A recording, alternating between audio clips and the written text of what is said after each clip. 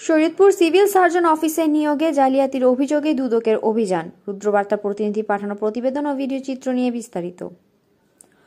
Shariatpur civil surgeon অফিসে সম্প্রতি কর্মচারী নিয়োগে জালিয়াতির অভিযোগে দুর্নীতি দমন কমিশন অভিযান পরিচালনা করেছে। মাদারীপুর দুদক কার্যালয়ের সহকারী পরিচালক মোহাম্মদ আখতারুজ্জামানের নেতৃত্বে বুধবার সকাল 11টায় এই অভিযান শুরু হয়।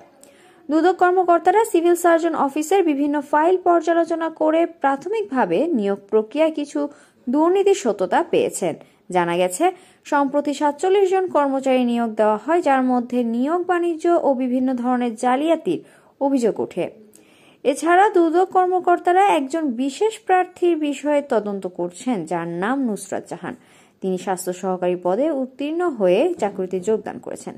তবে তিনি চাকরির জন্য বিধি অনুযায়ী তার স্বামীর ঠিকানা ব্যবহার না করে তার পিতার ঠিকানা ব্যবহার করেছেন, যা নিয়মের পরিপন্থী। দুদক কর্মকর্তা আখতারুজ্জামান দৈনিক রুদ্রবার্তাকে আরও জানান, নুসরাত জাহান যেই এলাকায় লিখিত পরীক্ষায় উত্তীর্ণ হয়েছেন, সেই একই এলাকায় আরও 7 জন প্রার্থী লিখিত পরীক্ষায় বেশি নম্বর পেয়ে উত্তীর্ণ হয়েছিলেন, কিন্তু তারা মৌখিক পরীক্ষায় ফেল করেছেন। নুসরাত জাহান অবশ্য মৌখিক পরীক্ষায় উত্তীর্ণ হয়েছেন। এই বিষয়ে অর্থ লেনদেনের অভিযোগ রয়েছে, যা খতিয়ে দেখা হচ্ছে। এই অভিযানে দুর্নীতি দমন কমিশন আরও তৎপর হয়ে উঠেছে, যাতে নিয়োগ প্রক্রিয়ায় কোনো ধরনের দুর্নীতি ও অনিয়মের সুযোগ না থাকে।